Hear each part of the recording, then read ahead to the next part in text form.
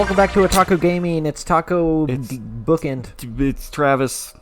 You're and Eric. Me, and I'm... And fruits. All right. Nailed it. All right, let's go. We're about to read a diary of Amane's. We left the festival, and she's a cockroach, and... Yeah, she's a cockroach because she survived a bus crash. But she's the one driving? She was driving crazy when you went to the beach. Right. She doesn't really seem too traumatized by speeding vehicles. And he doesn't seem too traumatized by the fact that she survived the wreck that killed his sister. Yeah. And he didn't know that she died in a wreck. She just disappeared. Oh, Even though they know that the vehicle wrecked off of a cliff, they couldn't find it. Yeah. Nobody wore panties or something. Yeah, the scooping turtles. That's where my mind went fuzzy. I'm still trying to figure out how you scoop a turtle. How do you scoop a turtle? Google. Hey, Alexa. All right. I'll read it. If I have to. Ugh. Readings for nerds. Starting on page 18 of that notebook is the entry I wrote immediately after we were stranded. You didn't number the pages. Do I have to count? The first 17 are about masturbation. Yeah. You don't have to read that. I wonder if this girl's brother's hot. 18 pages, front and back. That summer. You fell asleep? August 14th. I lower my gaze to the diary. Its page is well worn from Amane's hands. She's clearly reread it many, many times. Kind of full of herself, isn't she? The contents of those pages left me staggered. Yep, you were right. Told you. That's it. Told you we were not gonna... Oh, God, we don't know what year it is. It's the flashback. Oh, my God. Jesus Christ. It's Michiru falling into the turtle scoop stand. She scooped. There it is. I was like, why does it say 200X? And then it was just... Yeah. When I opened my eyes, I was in darkness. What is this? Is this going to be like Blair Witch? It's the Ring. Ring Girl's about to come out of your TV. Oh, dear Lord. I couldn't see a thing. I want a dating sim with the Ring Girl. Horror females.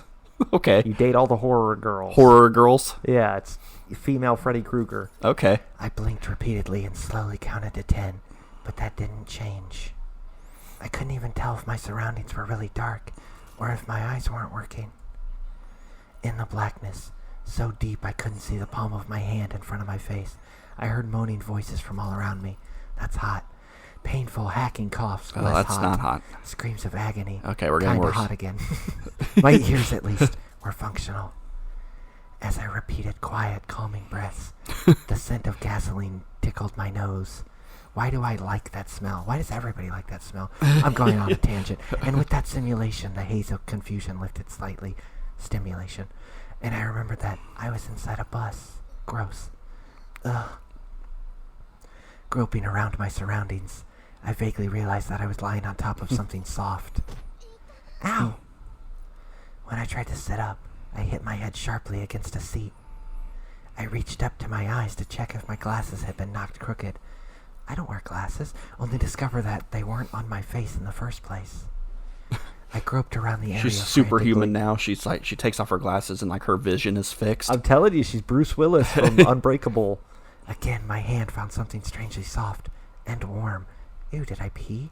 It was the heat of a living thing. Realizing with a start that I was touching another person, I reflexively jerked my hand back.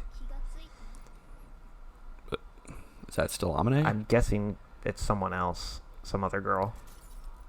Have you regained consciousness? Huh? Yeah. If you can move, I'd appreciate it if you could get off me. Oh, sorry. Finally understanding that someone was pinned under my body, I fumbled in search of a foothold, but the floor my feet were searching for wasn't there. Watch your step. The ceiling of this bus has become a wall. The ceiling is a wall? Yes, as in the floor, and the things that were the walls are now our new ceiling and floor.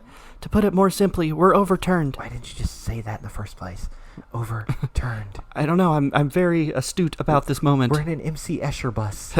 As I repeated that word out loud in an attempt to process its meaning, further understanding of the situation flooded into my mind.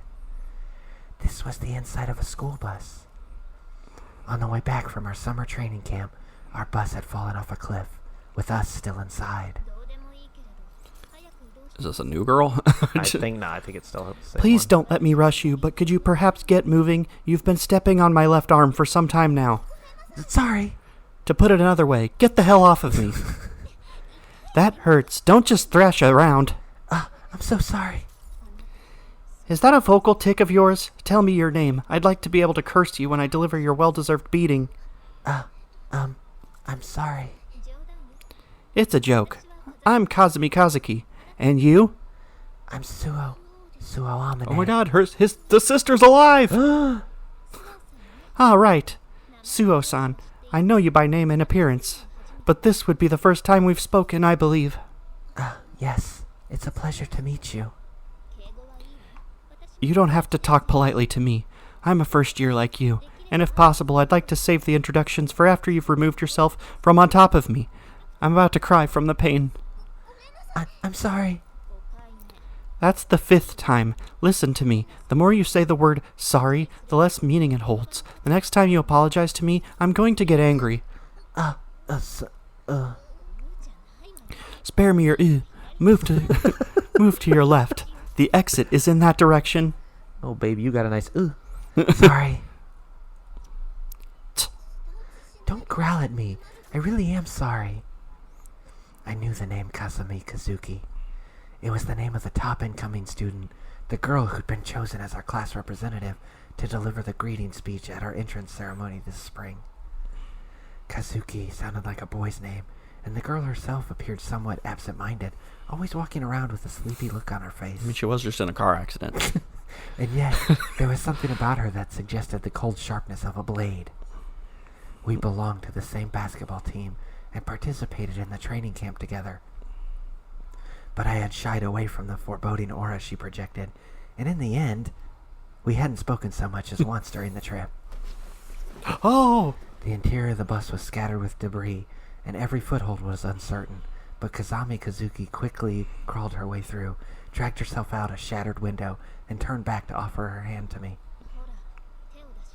Come on, take my hand. Thank you. I am a glowing square. Oh, God, my eyes! Whoa. It's Kazuki. Yeah, she's kind of cute. It seems we've survived for the moment. Here, your glasses. They are yours, yes? Oh my god, she's adorable. Yes, thank you. Oh dear. Oh, I love her even more now. Oh, weird. It's like flashing the words back on the screen and then... Yeah. The moment I replaced the glasses on my head, I drew a harsh breath at the side of the bus we had been riding in. Their clothes look pretty okay for, Right? A little disheveled. The roof was smashed, the windows all broken. The vehicle was completely overturned, its belly exposed. I gave it a little bit of a rub. White smoke. Who's a good boss? Not you. You went off the cliff. Yeah. White smoke was pouring from the area of the still active engine. I'm guessing that's her. That's Kazumi. Okay. Are you sure? I think so. I think that's part of her diary. Oh, We need to get away fast or we'll be in danger. Or, I don't know. At this rate, that thing might explode. I just figured because of quotation marks. As that fear ran through my mind, Okay. Kazami Kazuki glanced briefly at my face with their usual sleepy expression, then snorted lightly. It's fine. I don't know what voice to give her. Now that I actually see her, I want to change it. Right. Rest assured, vehicles exploding after this sort of accident only happens in movies. How did you know what I was thinking? You have ESPN? You were staring at the smoking engine with a terrified look on your face. Even a child could figure that one out. Now then, who shall we save first? Huh? Now that you know there won't be an explosion, I was expecting the next words out of your mouth to be, we have to rescue everyone right away. Was I mistaken? Please don't look at me as if I were some sort of telepath. I'm just trying to cut to the chase. So who shall we save first? I'll let you decide. 1, our teacher. 2, your best friend. 3, the wounded. Whose rescue would you prioritize? My own. Why are you making me decide? It's something like a simple psychology test. I thought I'd use your answer to see what sort of person you are. It's a good time to do this. Who would you save first, Kazami-san? Answering a question with a question will get you a reputation as an idiot. Or do you mean to say that reserving your answer is the only answer you can come up with? Oh god, she's as insufferable as Yuuji. In that case, I'll mark you down as a girl without a shred of decisiveness or ability to assess her situation. Is that all right with you? Save your ooze. Very well, I'll decide. Let's save the captain first. Why the captain? Because I hate her. Huh? In response to the previous question, I wouldn't choose option 1, 2, or 3, but rather 4. The people I hate come first. A fourth option? Isn't that kind of cheating? This could not matter in the slightest. Why? Like, it's the most random conversation you could ever have outside the crash of a horrific bus crash. Right. I don't recall specifically limiting you to those 3 choices. It's also a test to see how you respond when the correct answer isn't given to you as an option. That's just a trick question. And why would you save the people you hate first? She's a good captain. She went down with the ship. We're going to have to do this for all 12 people in there, you know.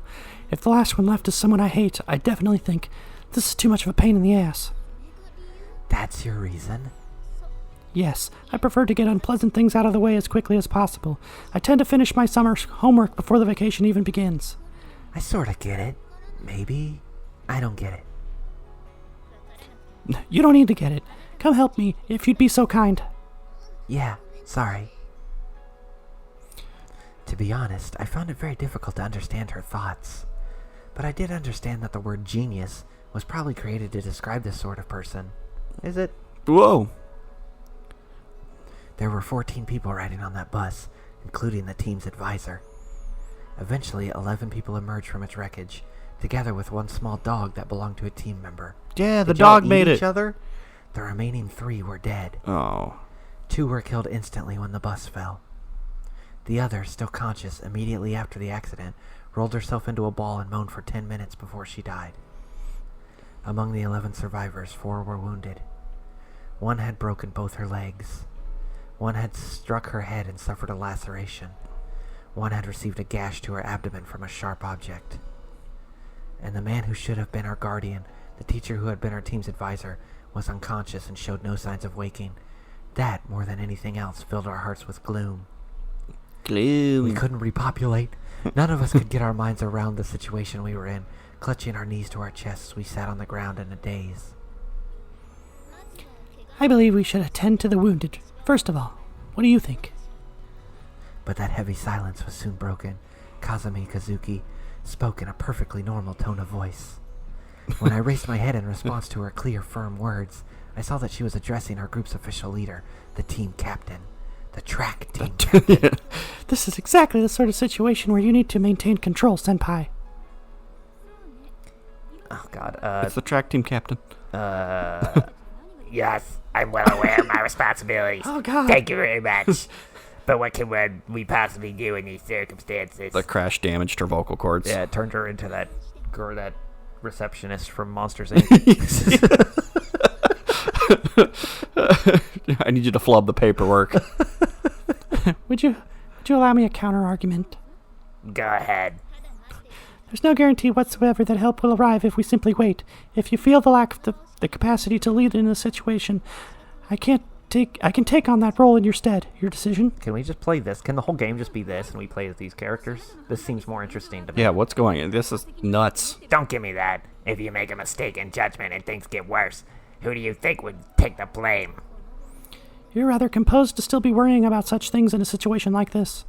Sorry, what was that? I didn't quite hear you. Roz. Is her name Roz? Yeah. Yeah. Is it? Or is that Mike Wazowski's girlfriend? No, I think it's Roz. Like, Roz is the Yeah. receptionist. It was nothing important, so does this mean you feel able to assume leadership? I don't need your concern. Ritsu, come over here.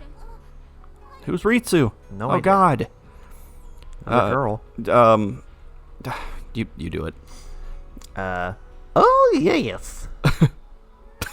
What can I do for you? Your family operates a medical practice, don't they? We're gonna have to come up with tons of new voices 11 here. voices? Yes, that's right. Then you can at least handle first aid, right? Get started right away. What? No, I can't do that. Just because my parents are doctors, that doesn't mean I know. You're still better than a complete amateur, aren't you? Stop whining and take care of it. But... Ritsu wrung her hands in front of her chest. I completely understand her feelings. Taking on the role of doctor, simply because of her parents' occupation, the responsibility was far too grave.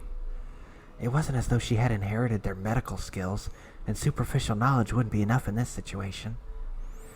The team captain, Sakashita Chiaki, and Koide Ritsu, a girl who had always played the role of her devoted underling. Sakashita? Oh no. As a mere first year, I didn't know much about their relationship, but the fact was that I'd never seen Ritsu disobey an order from the captain. It's those lesbians from Peanuts. Oh, yeah, okay. Yeah, sure thing, sir. Yeah, Marcy and Peppermint Patty. Yeah. Ritsu, don't make me repeat myself. I understand. It hurts my voice. I'll start with Hiroka-san. No, not Haruka-san. What are you saying? Mr. Ochi has to come first. I'm losing my voice already. My brother Hiraki-san's legs are fractured. It's very serious. I don't know. I don't even know what I'm doing with Ritsu's voice anymore. I'm telling you. Kind of Sachi-ish. Right? I'm trying not to slip into Sachi, but it's so easy for me to do that. I'm telling you to look at Mr. Ochi first. Yes! Kazuki watched with the disdainful eyes of a spectator to an ugly farce as Ritsu swallowed her complaints. As our doctor walked away with sagging shoulders, Kazuki approached Sakashita for the second time. Captain, Sakashita, may I have permission to survey the surrounding area? Don't just wander off by yourself. Why are you always trying to disrupt the group like this? Suo-san, I'd like you to accompany me, if you don't mind. Huh? Okay. Excuse me, Kazami-san. It should be alright if I'm not by myself, yes? I'm trying to be considerate here, in my own way. It should be easier for you to push everyone around if I'm not here. Yeah. Let's be on our way, Suo-san. Wait! As I chased after Kazami Kazuki, I saw the captain's expression out of the corner of my eye. She was glaring at me, making no attempt to hide her displeasure. Her eyes asked, "Are you taking that woman's side?" In response, I offered a quick bow of my head. This is nuts. This took a turn. Yeah, I'm telling you, this seems like 1,000 more times interesting. That's Right, a weird 1,000 sentence. more times entertaining. But that's what I'm saying is, like, we're not being... We haven't joked in, like... No, I know, because I'm actually, like, I want to see what happens. It's going to be like a Lord of the Flies situation where they all eat each other? Yeah, I don't know. Quick bow. I didn't understand myself whether the gesture was an apology for siding with Kazuki or a silent attempt to convey, "I haven't betrayed you." Either way, some instinct inside me had judged that following Kazumi Kazuki, why do you say her whole name every time, was the correct decision. Kazuki Joe. Although I had seen Kazuki for the first time at that entrance ceremony, I had known her name for much longer. Hungry? I'm hungry. I'm losing my shit. When we were grade schoolers, it was well known that an 8-year-old child had taken a special prize at the district painting contest. As the painting had been exhibited among other children's work, that was her only award, but it might well have taken the overall prize otherwise. Our class took a trip to see her piece on display at the district assembly hall. What does this have to do with a crashed bus? Even with my immature eye for art, We have to go back even further to understand. Right? A flashback within a flashback. I could sense something inexpressible in words from that painting, something that nonetheless moved my heart. And my impression of that work, and the name of the genius who painted it, were deeply etched into my mind. Kazumi Kazuki. She wasn't blessed with talent as a painter alone. She could do anything she tried, anything at all. Well, that might be an exaggeration, but... On her first attempt, she couldn't usually produce adequate results. If it was a field she found particularly difficult, it might take her 3 days of effort for her to reach average skill. Those were the rumors anyway. According to those who knew her, she lives in a different world, or I can't believe she's not butter, that she's a human being, or she can see things normal people can't. At the time, I was astonished that anyone could inspire such stories, many of which were so overblown that they took on a tinge of the occult. But when we entered the same school in the same year, even joining the same team, The girl appeared perfectly normal, if a little standoffish. Even so, I could vaguely sense that her true nature was somehow different from that of an ordinary person. To be honest, I had avoided her as a result. A resort. I'm saying a lot of words right now. It's throwing me off. Yeah. And now I was alone with her for the first time and under these circumstances. Although I followed as instructed, I couldn't find anything to say to her, and she was equally silent. She's so cute. Do you think she likes Fallout Boy? The two of us just trudged on, not exchanging a single word. Of course I do. Who doesn't? The ground at our feet was rugged and hard, and rock walls loomed on both sides. When I looked straight up, there was nothing but trees and sky. We seemed to have fallen into some sort of fissure, a crack in the earth. It's Brendan Fraser. Deep in the cracks. The walls were maybe 10 meters tall at their lowest point, not so high as to rule out climbing, but on both sides of the rock face slanted inward as they rose up, hanging over us. With this pronounced of an overhang, climbing with bare hands seemed impossible, and even with tools it would likely be difficult. Apparently, Kazuki had been thinking along the same lines. She came to a stop a little ways ahead of me, placed her hand on one of the slanting walls of rock, and began to strike it with a stone she had picked up off the ground. Whoop. It's weird. Like, it has to, like, unfade the darkened bit for it to add a character. It's weird. What is that going to tell you? Geek.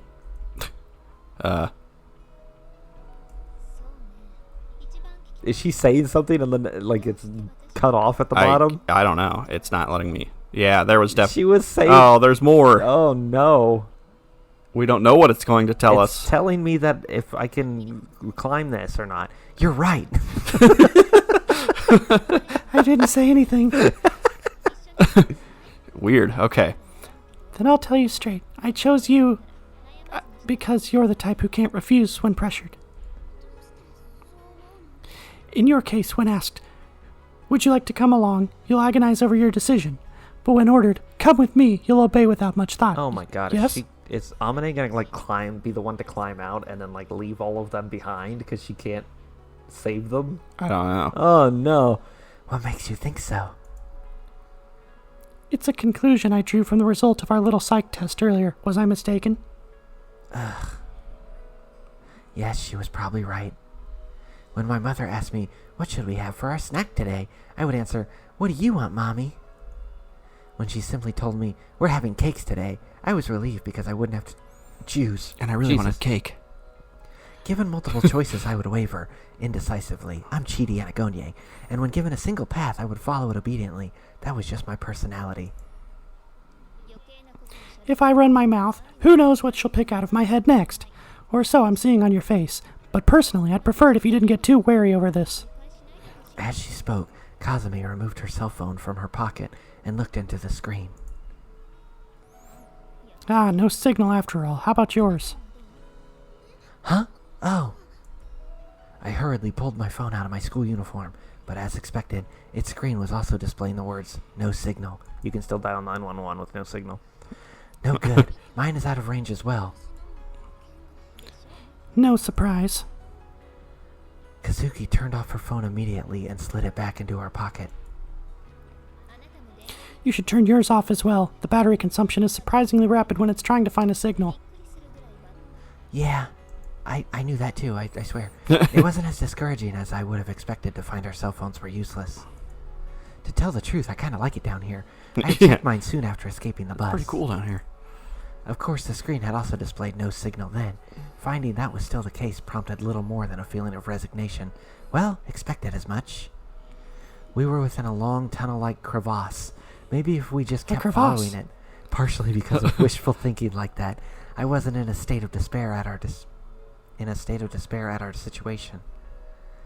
Another factor was the strange sense of security that came from being near this girl named Kazuki, as though I'd found firm, reliable ground to stand on. Yeah, I mean, you are on rock. If I'm with this girl, it'll work out somehow.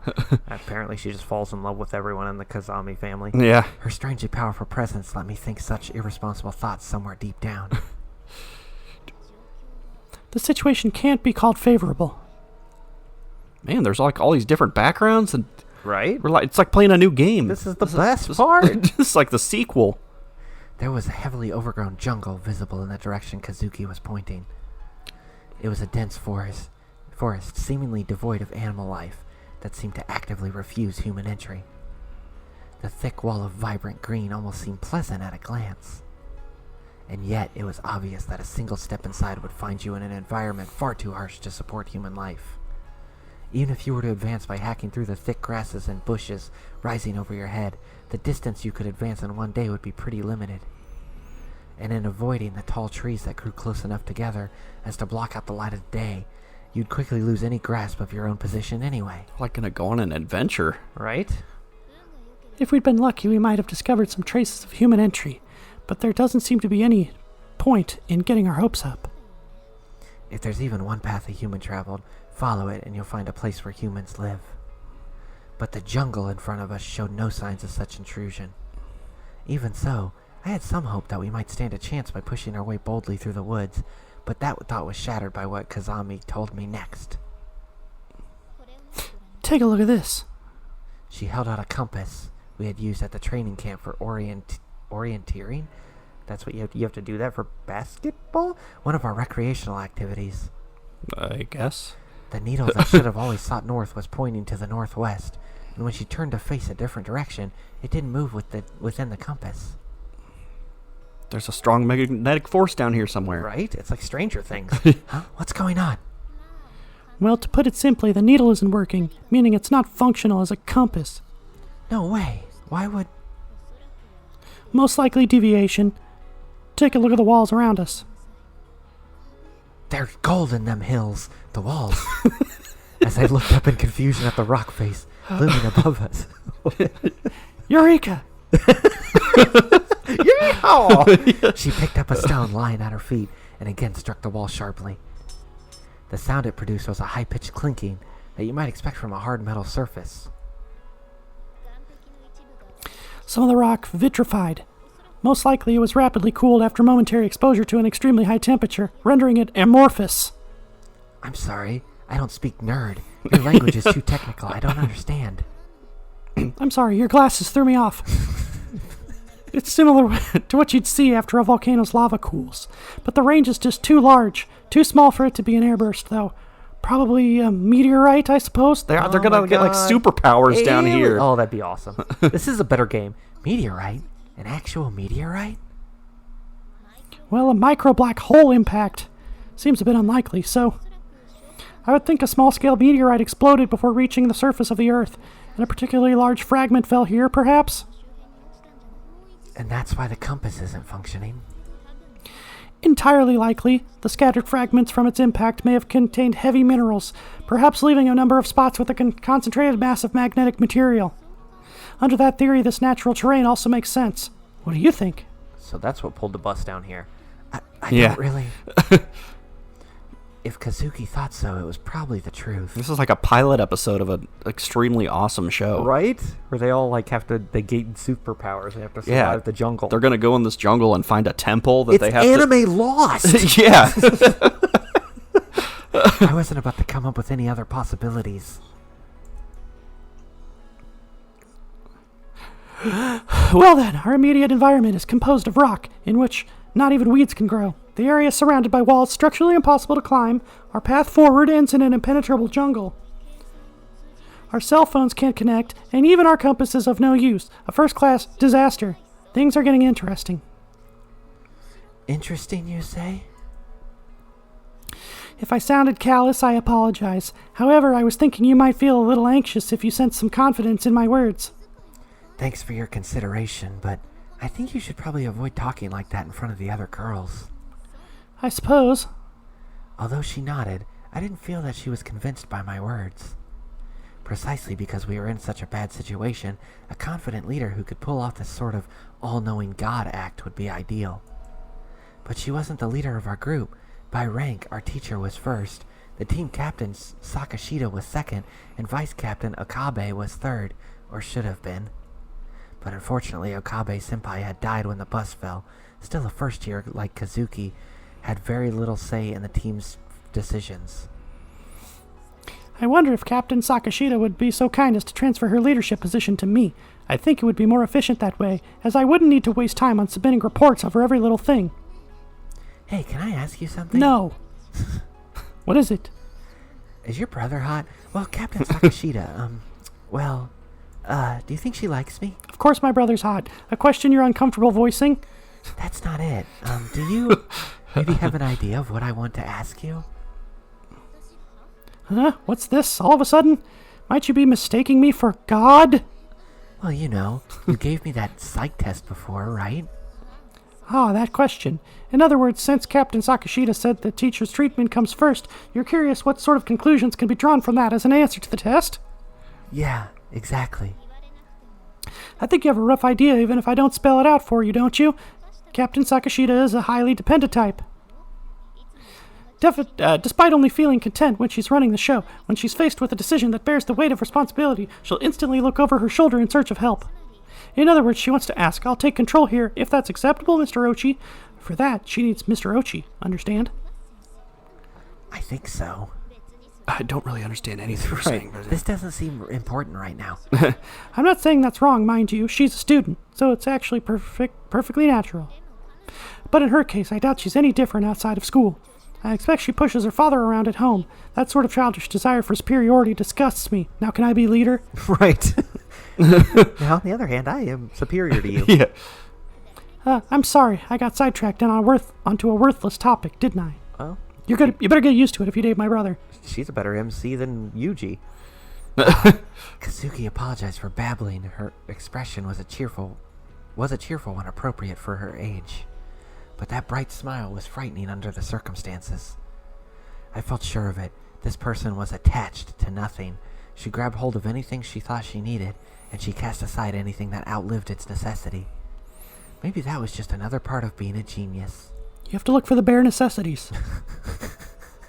Just find the girl with the basket on her head. As those thoughts ran through my head, Kazuki suddenly turned her back to me and mumbled a few words. Hakuna Matata. That's all right. That's not true.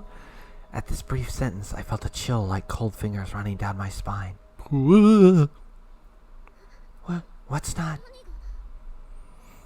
I think it's about time we returned. It would be unpleasant if they started thinking we'd made a run for it by ourselves. Oh, okay. If you compare the human brain to an engine, Kazuki's must have been operating at a far higher RPM than ours. Now I understand.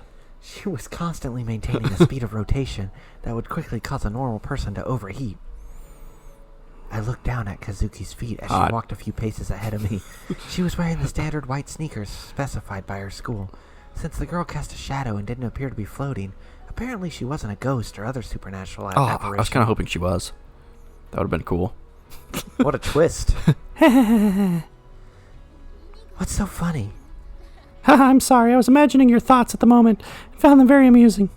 I'm sure you would. Don't sulk, please. Let's just say for the record, I'm not a ghost. And I'm not God, taking human form in your dream either. I hadn't thought of that. Thought of what? I was wondering if you might be some kind of spirit, but I hadn't thought that I might be the one dying, having a dream about an all-knowing savior. Even if I hadn't said it, I expect you would have thought of it yourself within another 10 minutes or so. You're a weird girl. I suppose so. My mother told me something similar when I was 1.5 years old. You remember that? And you actually remember? It's a joke. Not a good one. Wait, what part of that is the joke? But now it's a joke. It doesn't matter. Feel free to decide for yourself. I was actually understanding her less the longer we talked. The one thing I did understand was that Kazami Kazuki's jokes aren't funny in the slightest. But I said badundums. Okay then.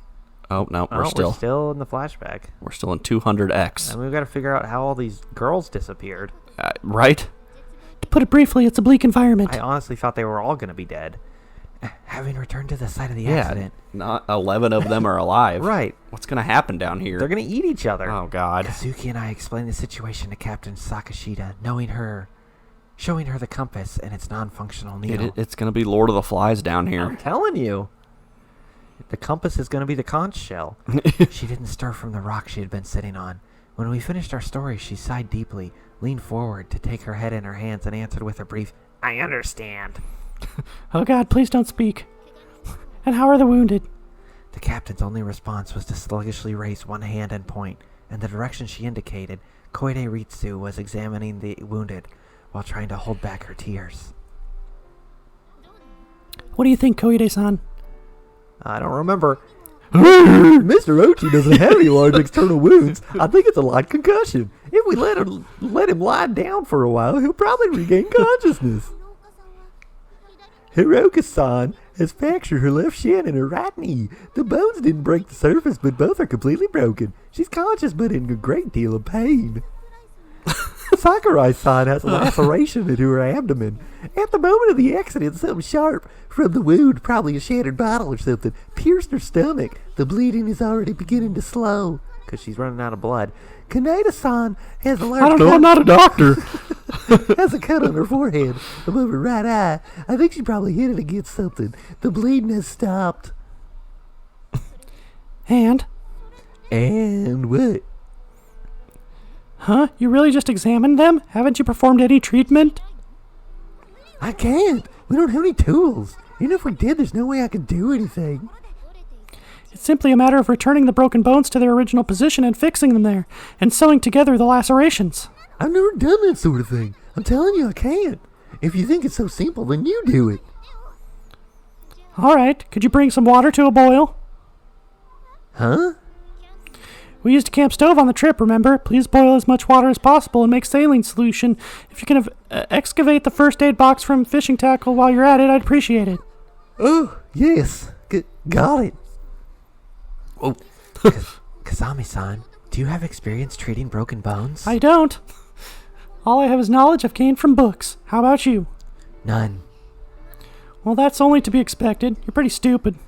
Are you going to be able to do this? Not well. If there's someone with experience and confidence, I'll gladly let them take over. I wouldn't want people to think of me as a presumptuous job-stealing upstart. They're thick in their jeebs. Kazuki turned around quickly to face the depressed group of girls, raised her right hand and asked, "Does anyone have medical experience? I don't know how to do that voice you're doing." Does anyone have medical experience? Thank you. No one raised their hand in response. No one even met Kazuki's eyes. If no one has any experience, then it hardly matters who steps up, does it?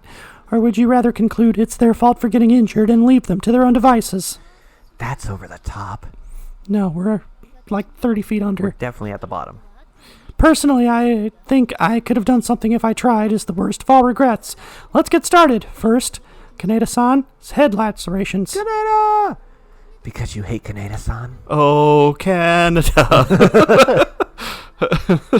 No. It's because Kaneda-san has the most minor injury. If the more seriously injured die while you're examining those with minor wounds, you'll save the effort of a useless medical examination, you see? Oh my, why go silent there? I told a joke. Oh, I forgot the ba-da-dumps. I'm sorry. So you have to laugh at least a little or I'll be embarrassed. There's no way anyone's going to laugh at that. Just wondering, but do you have any friends? Let's see. At present, I suppose only you. A little presumptuous. As I was saying, why the silence, best friend? Should I laugh? I suppose so, and then I'll cry. I'm sorry. I can't keep up with this conversation. And that's why I call you the dumb one. These aren't my glasses. Following Kazuki's instructions, everyone with the physical energy and willpower to move cooperated to retrieve the first aid kit, camping equipment, and fishing tackle from the overturned bus. Kazuki gathered the tools she thought would be useful, passed them to Koide Ritsu, Koide, I think. Koide, to be disinfected, and began examining the wounded while waiting for the water to come to a boil. As promised, she looked at Kaneda Saya and her head laceration first. Oh, no. Well, are there any irregularities in your hearing? Any noticeable difference between what you hear from your left and right ear? What? I don't think so. I see. Next, please give me your right hand. Kaneda's wound had already been disinfected, sutured shut, and covered with a roll of bandage. When Kazuki said she planned to use a fishing hook to stitch up the cut, I couldn't help raising doubts about whether such a procedure could be hygienic, but when she responded, Well, I suppose we could try sticking it together with super glue. I'm sure that would make for a much prettier result. I decided I should probably keep my mouth shut. After that, I did nothing but silently record Kazuki's words in the memo pad we were using as That's a a lot of makeshift medical damage. record.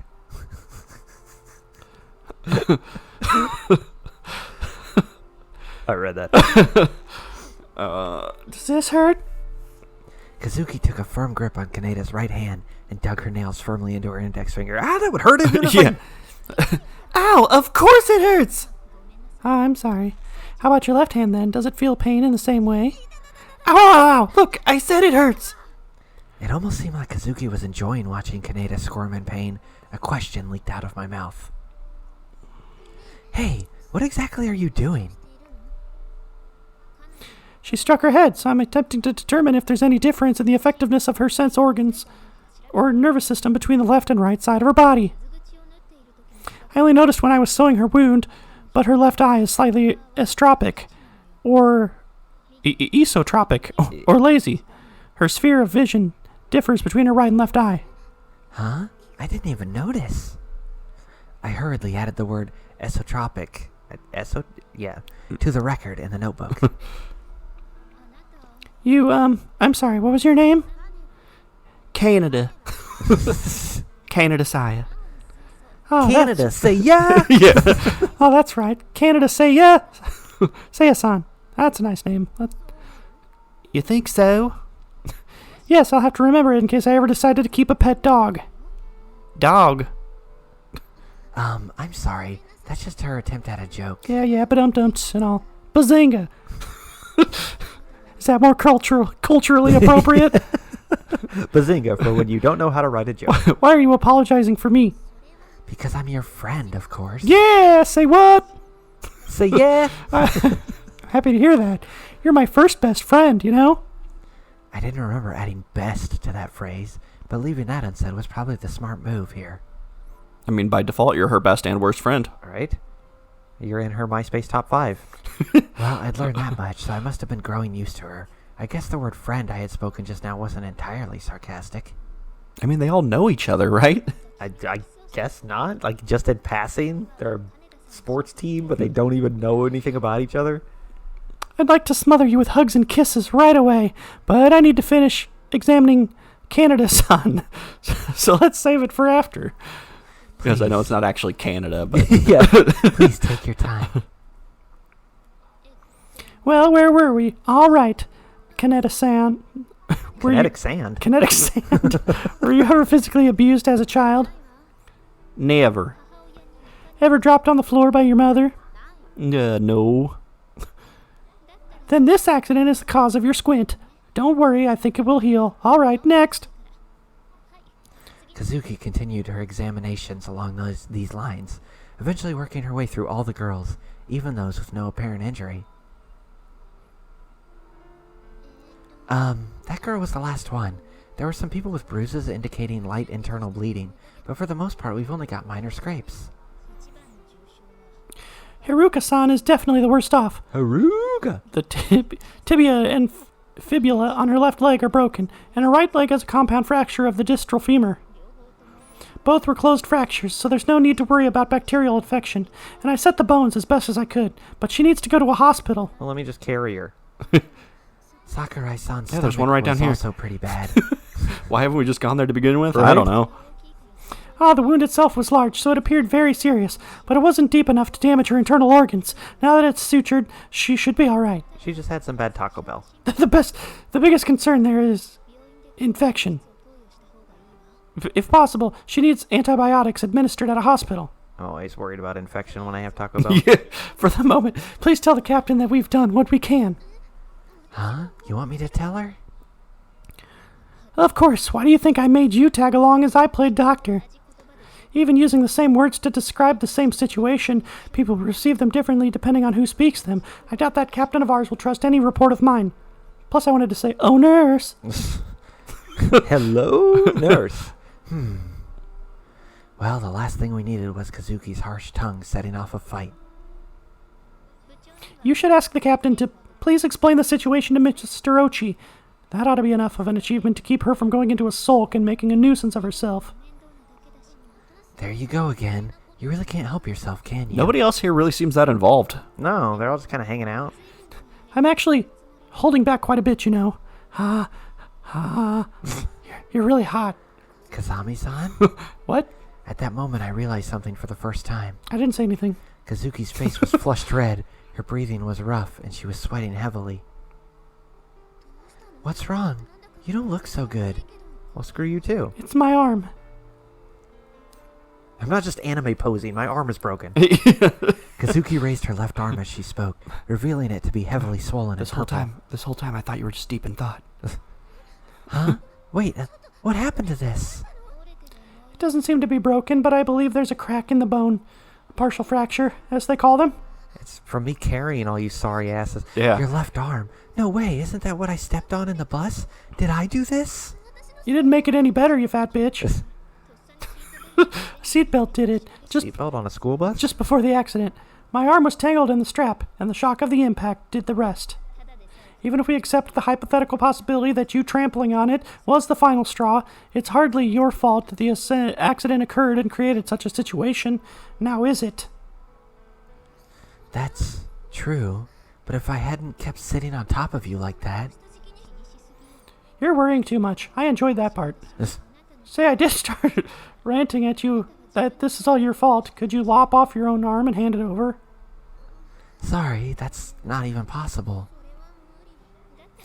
Then it's not worth troubling yourself over. I certainly don't intend to blame you. Ugh. Don't get depressed. I'm really truly not upset. Goodness, should I have put things a little more gently? Bazinga. Are you alright? It hurts, but not bad enough to make me cry involuntarily, and I'm not quite childish enough as it to start blubbering about it to distract myself from pain. I'm sorry. Are you the type who can't calm down unless there's someone around to punish you? Very well then, let's say you owe me a debt for this left arm. Dead. Give my brother children. Yes. At a time of my choosing, you must obey whatever orders I give you. I'll forgive you if you promise me that. You can just tell me now. I'll do what you want. Not good enough. A debt is always more profitable when you postpone the collection. Remember that. Close your eyes and stick out your tongue. Don't worry too much. I don't intend to extort heavy interest payments from a friend. Kazuki's expression as he spoke those words was an artificially perfect smile, suggesting a kind of maturity well beyond her years. As I watched her face, I felt sticky sweat seeping out the back of my head. Did I really just put myself at the mercy of a person like this? The end. Oh my god, yeah, we had to call an episode. I was like, maybe this will just be like a one episode, but this might go on for a while. This is a whole thing. Because we still don't... What happens to all these girls? Right, I don't know. There's 11 people alive. I think this is a big, long story. This is actually kind of interests me. I'm into this now. Yeah. Took us 42 episodes to get here, but... Yeah, is that why Amane's so good at cooking? She cooked all these girls and ate them? Oh, yeah. Is that how she got to be a big bitch? Because she ate a bunch of girls? And then she finds the gem of Otumbus in the cave and Gem of Otumbus. and gains cockroach powers. Yeah. And climbs out of the ravine. It's just a fucking Amane jungle run? Yeah, right. Yeah. The gem of Otumbus. Yeah.